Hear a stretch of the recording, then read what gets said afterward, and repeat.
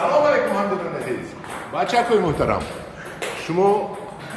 وقتی که شکمتان کلان شده است حتما با تمرین رو بیارید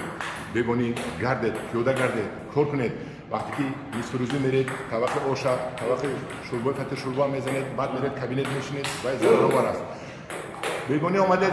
50% خوراکتان را کم کنید و حرکت کنید که شما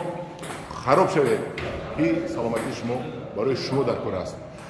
20 کیلو را از سر کتفتان بردارید بهوده گرفتم 20 کیلو را هر روز نگردید ولی من به شما نشون میدم که در اینجا تمرین میکند ببینید همه آدمایی که میبینید در اینجا همشون 60 بالا تا 70 ساله هستند اکای کمال سلام علیکم اکای کمال هستند اکای کمال چی گفتین دارید هیچ خوش اومدین این ببینید